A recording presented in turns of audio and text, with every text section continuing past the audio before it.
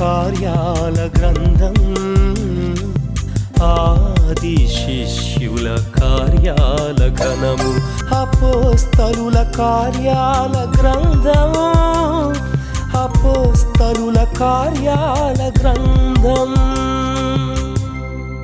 ఈ కార్యక్రమాన్ని ఎం జయసుందరమ్మ and David family వారు కడప జిల్లా రాయచోటి నుండి ఈ కార్యక్రమాన్ని స్పాన్సర్ చేశారు. దేవుడు వారి కుటుంబాన్ని దీవించునుగాక. ఈరోజు కార్యక్రమాన్ని చూచి అనేకులు రక్షింపబడతారు, బాధలలో ఉన్నవారు ఆదరించబడతారు. దానికి కారణం మీరే. కాబట్టి ప్రభు మిమ్మలను నిండారుగా దీవించునుగాక. Good evening, praise the lord. దేవుని నామానికి స్తోత్రం. ఈరోజు కూడా తన కృపా వాక్యాన్ని వినే భాగ్యాన్ని ఆ ప్రియ ప్రభువారు మనకు అనుగ్రహించిన దాన్ని బట్టి ఆ ప్రభువారిని స్తుతించాలి. మీ ఆరోగ్యాలు ఎలా ఉన్నాయమ్మా? మీ ఆరోగ్యాలు ఎలా ఉన్నాయి బాబు? మీ ఆరోగ్యాల కొరకు మేము ప్రత్యేకంగా ప్రార్థన చేస్తున్నాం. కొంతమంది వయసులో పెరుగుతున్నారు. వయసు పెరిగేటప్పటికీ ఆరోగ్యం క్షీణించడానికి అవకాశాలు చాలా ఉన్నాయి.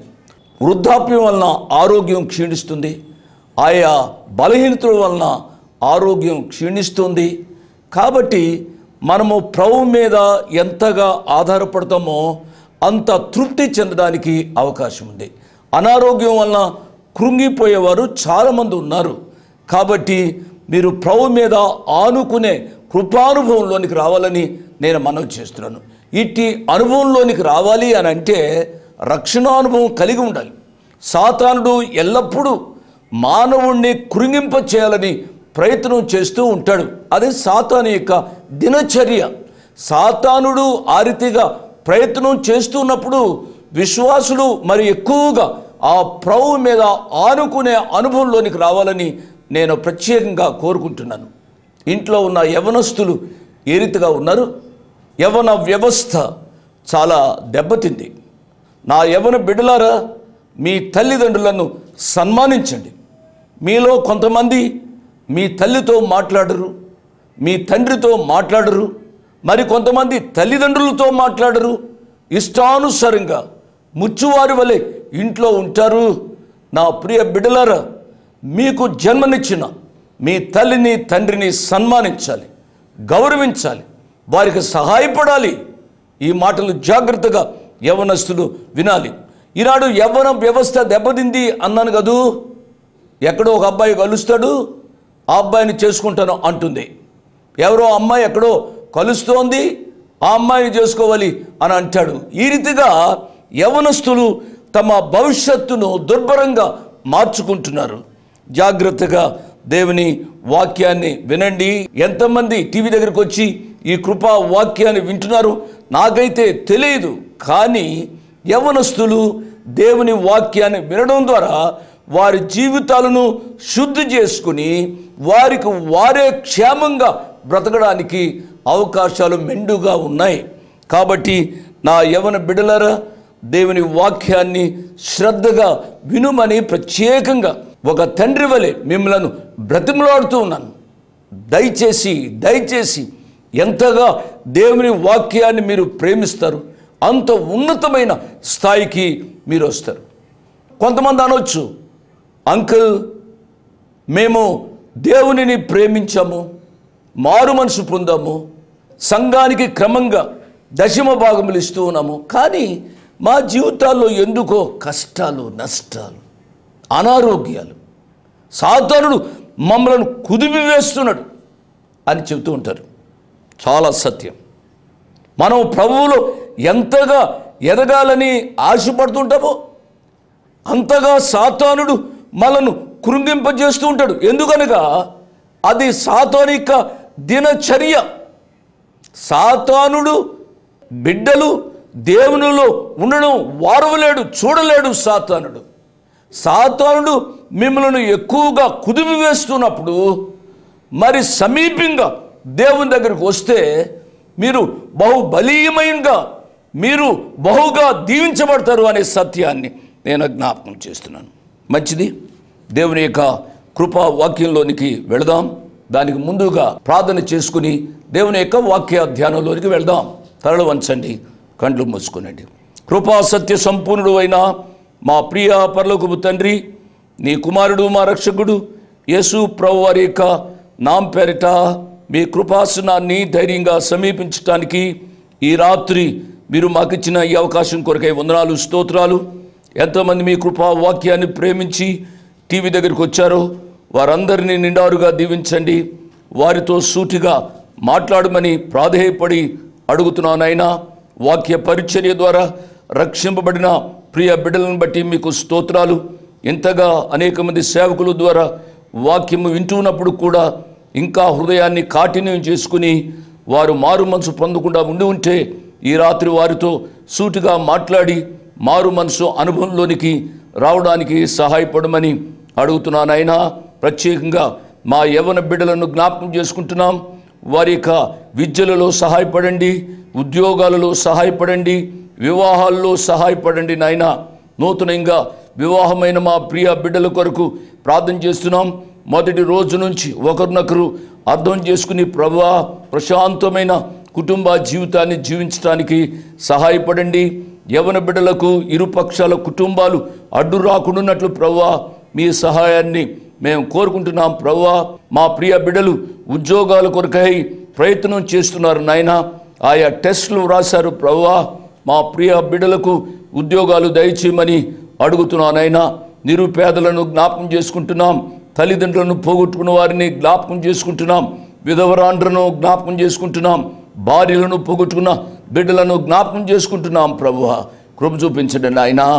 ఈ రాత్రి వాక్య పరిచర్య అనేకులకు ఆశీర్వాదకరంగా ఉండడానికి కృప చూపించమని యేసు ప్రభు వారి పుణ్యనామున స్తుతించి ఘనపరిచి వేడుకున్నాము తండ్రి. ఆమెన్, ఆమెన్ అని నాతో చెప్పిన మీ అందరికీ నా ప్రత్యేక వందనాలు. బైబిల్ తెరిచారు కదూ. అపోస్తుల కార్యముల గ్రంథం 19వ అధ్యాయంలోంచి కొన్ని వచనాలు మనం గత పాఠంలో ధ్యానం చేశాం. ఈ రాత్రి అపోస్తుల కార్యముల గ్రంథం 19వ అధ్యాయము 5-6 వచనాల నుంచి మనం ధ్యానం చేయాలి. 5-6 వచనాలు చదువుతున్నాను. వారు ఆ మాటలు విని ప్రభు అయిన యేసు నామమున బాప్తిస్మము పొందిరి. తరువాత పౌలు వారి మీద చేతులుంచగా పరిశుద్ధాత్మ వారి మీదికి వచ్చెను. అప్పుడు వారు భాషలతో మాట్లాడుటకును ప్రవచించుటకును మొదలుపెట్టిరి. వారందరూ ఇంచుమించు 12 పురుషులు. ప్రియులరా, కనుక ఈ 12 మంది పురుషులకు దేవుని యొక్క సత్య వాక్యాన్ని సరైన విధానంలో పౌలు గారు విశదీకరించారు.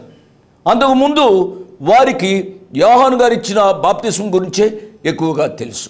యేసు ప్రభు వారి యొక్క బాప్తిస్మాను గురించి తెలియదు. యేసు ప్రభు వారు ఇచ్చే బాప్తిస్మము ఏ రీతిగా ఉంటుందో మనకు తెలుసు. ప్రియులారా, వారు దేవుని యొక్క వాక్యాన్ని విని మారు మనసు పొంది పాప క్షమాపణ నిమిత్తమై వారు బాప్తిస్మము పొందినట్లుగా మనం చదివాం. అపోస్తుల కార్యముల గ్రంథం 2వ అధ్యాయంలో మనం చూసినట్లయితే ఈ రీతిగా వ్రాయబడి ఉంది. అపోస్తుల కార్యముల గ్రంథం 2వ అధ్యాయము 37వ వచనాన్ని నుంచి చదువుతున్నాను. వారు ఈ మాట విని హృదయంలో నొచ్చుకొని, సహోదరులారా మేమేమి చేతుమని పేతురును కడమ అపోస్తులను అడుగగా, పేతురు మీరు మారు మనసు పొంది పాప క్షమాపణ నిమిత్తము ప్రతి వాడు యేసుక్రీస్తు నామమున బాప్తిస్మము పొందుడి. విన్నారు కదూ. కాబట్టి ఒక వ్యక్తి యొక్క జీవితంలో ఒక ఉన్నతమైన ఆధ్యాత్మిక అనుభవంలోనికి రావాలి అనగా బేసిక్గా అతనిలో ఉండవలసింది ఏమిటి అనగా రక్షణ అనుభవం. అనగా అతడు మారు మనసు పొందాలి. అనగా తాను పాపినని గ్రహించి ప్రభు యొక్క పాదాల దగ్గరికి వచ్చి ఆ సుంకరు వలె తన్ను తాను తగ్గించుకొని ప్రార్థించే అనుభవంలోనికి రావాలి. దేవా పాపినైనా నన్ను కరుణించు, నన్ను క్షమించుము అన్న రీతిగా హృదయంతరంగంలోంచి అతడు కానీ ఆమె కానీ ప్రార్థించే అనుభవంలోనికి రావాలి. పరిసయ్యుని వలె ఏవేవో గొప్ప మాటలు పలకడం ప్రాముఖ్యం కాదు. ప్రియులరా, ఈ దినాల్లో కూడా చాలామంది అనుకుంటారు, నేను క్రైస్తవ కుటుంబంలో పుట్టాను కాబట్టి ప్రతిరోజు గుడికి వెళ్తాను, లేక ఆదివారం గుడికి వెళ్తాను, చందాలు ఇస్తాను, దశంభాగం ఇస్తాను, పాస్టర్ గారు మా ఇంటికి వస్తారు, ఆయా సమయాల్లో ప్రత్యేకమైన కూడికలు మా ఇంట్లో జరుగుతాయి. క్రైస్తవత్వం ఇంటిలో ఉంటే ఉండవచ్చు, కానీ ప్రియులారా, స్పెసిఫిక్గా ఈ రాత్రి ఒక తండ్రిగా నేను చెప్పేది ఏమిటి అనగా, మారు మనసు అనుభవము వ్యక్తిగతమైనది అనే సత్యాన్ని నేను జ్ఞాపకం చేస్తున్నాను.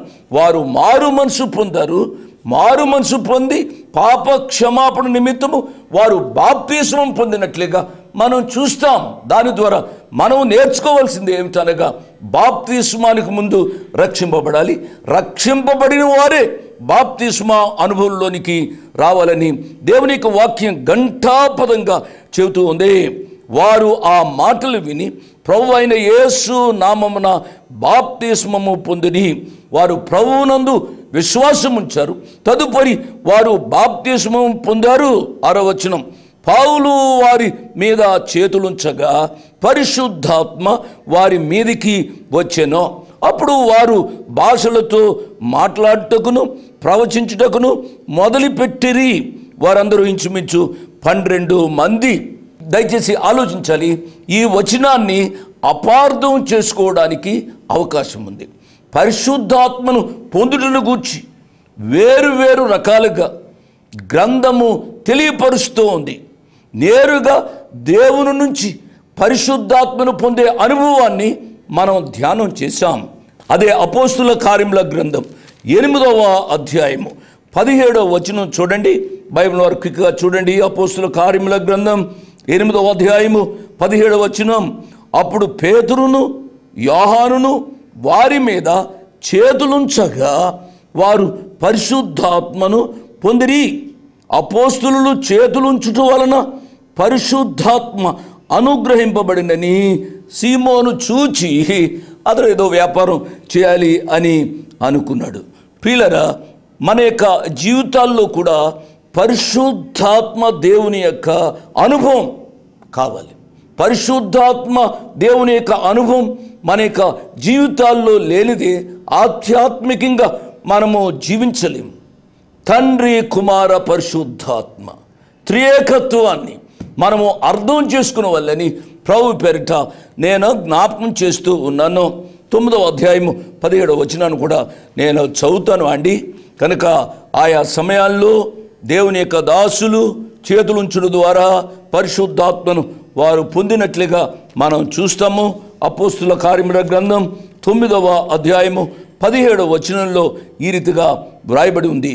అననీయ వెళ్ళి ఆ ఇంట ప్రవేశించి అతని మీద చేతులుంచి, సౌలా, సహోదరుడా, నీవు వచ్చిన మార్గములో నీకు కనబడిన ప్రభువైన యేసు నీవు దృష్టి పొంది పరిశుద్ధాత్మతో నింపబడునట్లు నన్ను పంపియున్నాడని చెప్పెను. అననీయ భక్తుడు చేతులుంచుడు ద్వారా పరిశుద్ధాత్మ అనుభవం పొందినట్లుగా మనం చూస్తాం. అననీయ సామాన్యమైన శిష్యుడే, కానీ ప్రభువారి ద్వారా పౌలు యొద్దకు పంపబడినప్పుడు అతడు చేతులుంచుడు ద్వారా పౌలు గారు పరిశుద్ధాత్మతో నింపబడ్డాడు. ఈ రీతిగా అనేక వచనాలు నేను చదువుతాను అండి. ఒక సత్యాన్ని గమనించాలి, మన యొక్క జీవితాల్లో రక్షణ కార్యంలో పరిశుద్ధ దేవుని యొక్క పాత్ర చాలా గొప్పగా ఉంది అనే సత్యాన్ని అర్థం చేసుకోవాలి. అనేక పర్యాలు నేను చెప్తూ వస్తున్నాను. ఎఫెసీయులకు రాసిన పత్రిక 1వ అధ్యాయము 13వ వచనం చాలా పర్యాయాలు నేను చదివాను అండి. అపోస్తుల కార్యము 8వ అధ్యాయము 17వ వచనాన్ని కూడా నేను చదివాను. యోహాను శిష్యులకు ఈ సత్యం అంతగా తెలియదు. అన్యులు కూడా పరిశుద్ధాత్మను పొందినట్లుగా గత పాఠాల్లో మనం ధ్యానం చేశాం. అపోస్తుల కార్యముల గ్రంథం 10వ అధ్యాయం 43వ వచనం నుంచి చదువుతున్నాం.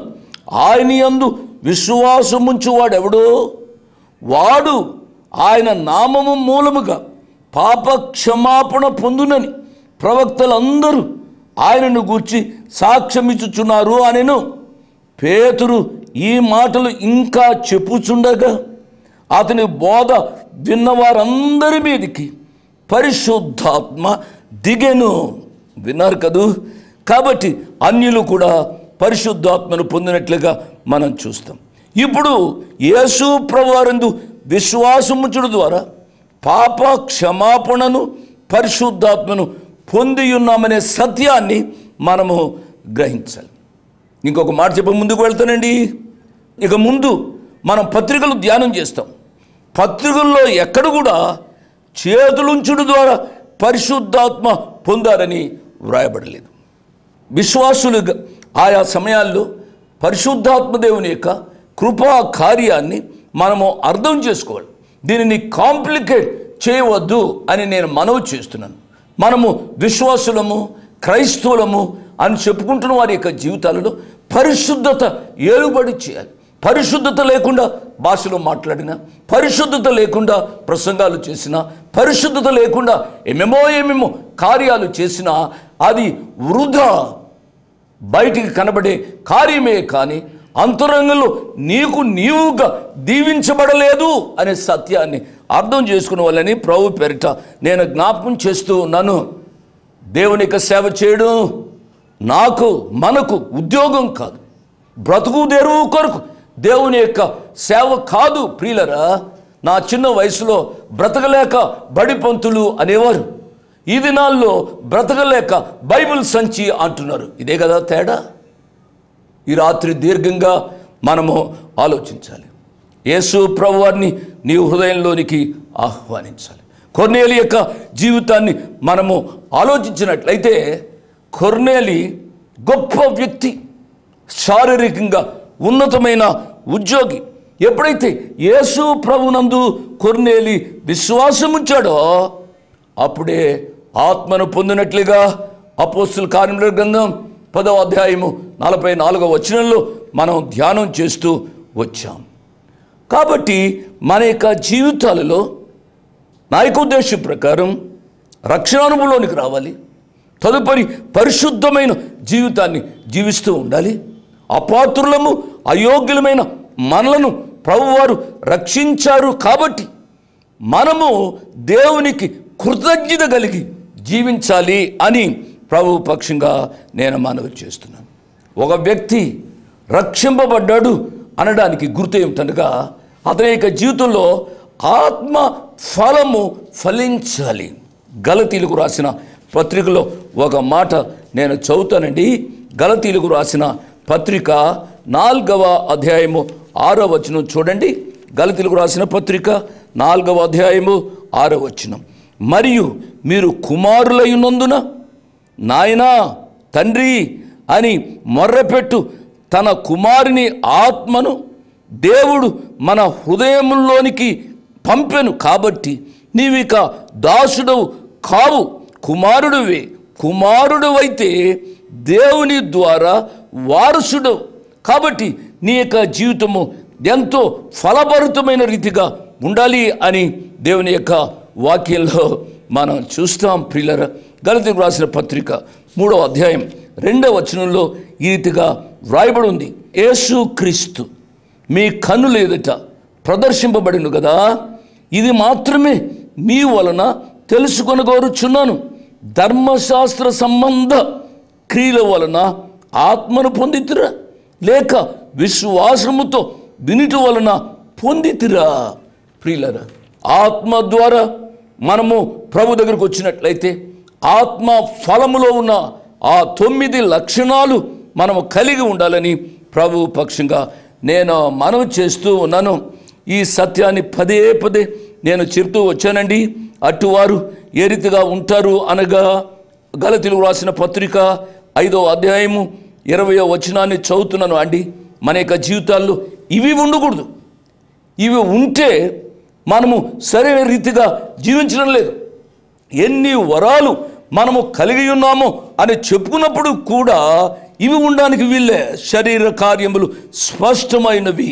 అవేవనగా జారత్వం, అపవిత్రత, కాముకత్వం, విగ్రహారాధన, అభిచారము, ద్వేషములు, కలహము, మత్సరములు, క్రోధములు, కక్షలు, భేదములు, విమతములు, అసూయలు, మత్తతులు, అల్లరితో కూడిన ఆటపాటలు మొదలైనవి. ఈ సత్యాన్ని దీర్ఘంగా ఆలోచించాలి. ఇవి నేను ఎక్స్ప్లెయిన్ చేయవలసి వస్తే ప్రియులరా టైం చాలా పడుతుంది. మన యొక్క జీవితాల్లో ప్రభు కొరకు జీవించాలి. ప్రభు కొరకు జీవించాలంటే ఆత్మ ఫలము ఫలించాలి. ఆత్మ ఫలము కాదు, ఆత్మ ఫలము ఫలించాలి. ఏమిటి? ప్రేమ, సంతోషము, సమాధానము, దీర్ఘశాంతము, దయాళుత్వము, మంచితనం, విశ్వాసము, సాత్వికము, ఆశానిగ్రహం. దేవుని నామానికి స్తోత్రం. ఈ లక్షణాలు నాలో ఉన్నాయా? ఈ లక్షణాలు వింటున్న మీలో ఉన్నాయా? ఆలోచించవలసిన ఆవశ్యకత ఎంతైనా ఉన్నది అనే సత్యాన్ని నేను జ్ఞాపకం చేస్తూ ఉన్నాను. అదే 19వ అధ్యాయము 8వ వచనం నుంచి నేను చదువుతున్నాను. తరువాత అతడు సమాజ మందిరంలోనికి వెళ్ళి ప్రసంగించుచు దేవుని రాజ్యమును గూర్చి తర్కించుచు ఒప్పించుచు ధైర్యముగా మాటలాడుచు 3 నెలలు గడిపాను. ప్రియులరా, అన్యుల దగ్గరికి వెళ్ళడానికి ముందుగా పౌలు గారు చేసేది మనం ధ్యానం చేస్తూ వస్తున్నాం. ముందుగా యూదులతో ఆయన తర్కిస్తూ ఉండేవాడు, యూదులను ప్రభు దగ్గరకు నడిపిస్తూ ఉండేవాడు. అదే రీతిగా ఎఫెసులోనికి వచ్చిన పౌలు గారు సమాజ మందిరంలోనికి వెళ్ళారు. సమాజ మందిరంలోనికి వెళ్ళి ప్రసంగిస్తూ ఉన్నారు. దేవుని రాజ్యమును గూర్చి ఆయన తర్కిస్తూ ఉన్నాడు. దేవుని రాజ్యం అంటే భోజనము పానం కాదు. దేవుని రాజ్యం అంటే ఆచారాలు అలవాట్లు కాదు. దేవుని రాజ్యమును గూర్చి ఆయన బోధిస్తున్నాడు. దేవుని రాజ్యమును గూర్చి ఆయన తర్కిస్తూ ఉన్నాడు. దేవుని రాజ్యమును గూర్చి ఒప్పింపజేస్తున్నాడు. దేవుని రాజ్యమును గూర్చి ధైర్యముగా మాట్లాడుతున్నాడు. అవును, ఇది నాలో పౌలు గారు వంటి సేవకులు లేవాలి ప్రియులారా. ధైర్యముగా దేవుని యొక్క వాక్యాన్ని చెప్పాలి. ధైర్యముగా దేవుని యొక్క వాక్యాన్ని చెబితే సమాజంలో గౌరవం ఉంటుందో ఉండదో అన్నట్టుగా మనం ఫీల్ కాకూడదు. కొంతమంది 4 గోడలకే వారు పరిమితం అవుతారు. 4 గోడల మధ్య వారు సేవ చేస్తారు. ప్రియులరా, ఆ రీతిగా సేవ చేయవద్దని నేను చెప్పడం లే. సంఘ కాపరి దేవాలయంలో దేవుని యొక్క వాక్యాన్ని తప్పనిసరిగా చెప్పాలి. సంఘ కాపరితో పాటుగా విశ్వాసులు కూడా బహిరంగంగా వెళ్ళి దేవుని యొక్క శుభవార్త అన్యులకు కూడా చెప్పవలసిన బాధ్యత ఉంది అనే సత్యాన్ని గమనించాలని ప్రభు పేరిట నేను జ్ఞాపకం చేస్తూ ఉన్నాను. వారిని ఒప్పిస్తూ ఉన్నాడు. ఒప్పిస్తూ ఉన్నప్పుడు అంటే దేవుని యొక్క కృపా కార్యం జరుగుతూ ఉండగా సాతానుడు వారవలేకపోతున్నాడు. సాతానుడు వారవలేక యూదులలో కొంతమందిని పౌలు గారి మీద తిరుగుబాటు చేసేటట్లుగా చేశాడు. ప్రియులరా, చూడండి, దేవుని యొక్క వాక్య భాగంలో చూస్తాము 9వ వచనం. అయితే కొందరు కఠినపరచబడిన వారై ఒప్పుకొనక జనసమూహము ఎదుట ఈ మార్గమును దూషించుచున్నందున అతడు వారిని విడిచి శిష్యులను ప్రత్యేకపరుచుకొని ప్రతి దినము తురన్ను అను ఒకని పాఠశాలలు తర్కించుచూ వచ్చినాం. ఈ రీతిగా పౌలు గారు సమాజ మందిరాన్ని విడిచిపెట్టారు, కానీ సేవను విడిచిపెట్టలేదు. దేవుని నామానికి స్తోత్రం. ఇంకొక స్థలాన్ని కేంద్రంగా తీసుకొని దేవునికి సువార్త చెప్పి బహుబలమైన సంఘాన్ని అక్కడ స్థాపించినట్లుగా మనం చూస్తాం. ఈ రాత్రి సమయంలో నేను ముగిస్తున్నాను ఈ వాక్య భాగాన్ని. ఒకటి మనం అర్థం చేసుకుందాం.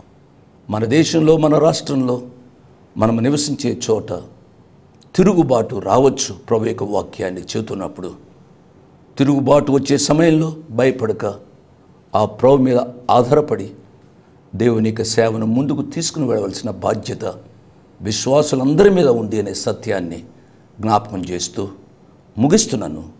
ముగింపులో ఆ ప్రియ ప్రభు మనందరికీ పౌలు గారు వంటి కృపా ధైర్యం, పౌలు గారు వంటి కృపా జ్ఞానం కలిగి దేవుని యొక్క సేవ చేయనట్లుగా పరిశుద్ధాత్మదేవుడి మనందరినీ దీవించును కాక.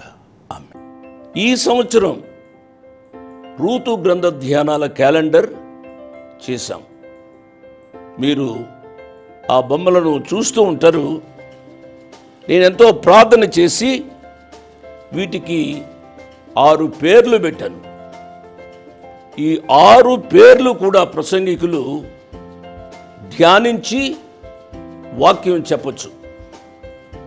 మొట్టమొదటి పేజీకి అనగా జనవరి ఫిబ్రవరికి పెట్టిన పేరు ఏమిటనగా ప్రయాణము చేసిన రూతు. రూతు తన అత్తతో ఏ రీతిగా ప్రయాణం చేసిందో అనేది వేశాం. రెండవది ప్రమాణము చేసిన రూతు. అవి మీరు చూడాలి, మార్చి ఏప్రిల్ చాలా చక్కగా ఉంటాయి. మూడవది ప్రవర్తన కాపాడుకున్న రూతు. ఆమె బెత్లెహేముకు వచ్చింది.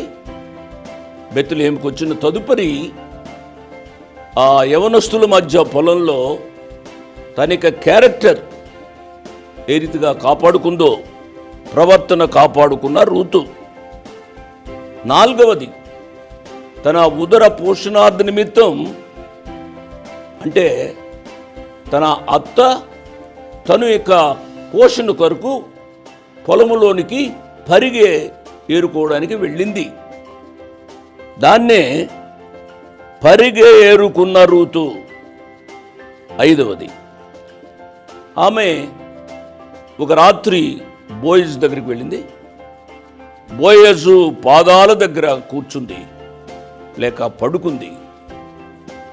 దీన్ని మనం ఏమన్నాము అని అంటే ప్రార్థించిన రూతు. బోయజు పాదాల యొద్ద ప్రార్థించిన రూతు. అదే రీతిగా ప్రతి విశ్వాసి బోయజు కంటే యోగ్యుడైన యేసు ప్రభు వారి పాదాల దగ్గర ప్రార్థించాలి దినదినము. ఆరవది ఫలించిన రూతు.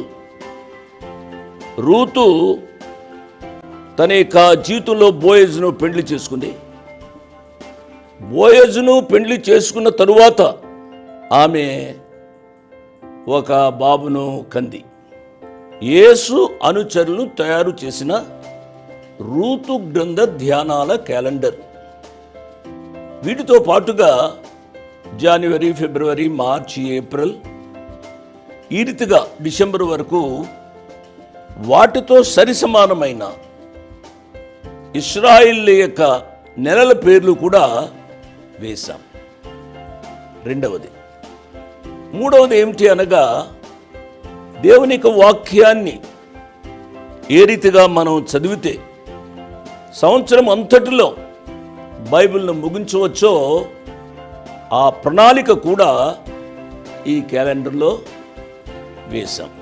ఒక మాట చెప్పి క్యాలెండర్ విషయం నేను ముగిస్తాను. ఏమిటి అనగా ఈ క్యాలెండర్పై ఏదైనా ఎక్కువ డబ్బు వస్తే అది మిషనరీ పరిచర్య కొరకు వాడబడుతుంది అనే సత్యాన్ని నేను జ్ఞాపకం చేస్తున్నాను. ఆ ప్రభువే మీలో ఈ క్యాలెండర్ తీసుకున్నట్లుగా భారమును పుట్టించునుగాక. ఆమేన్.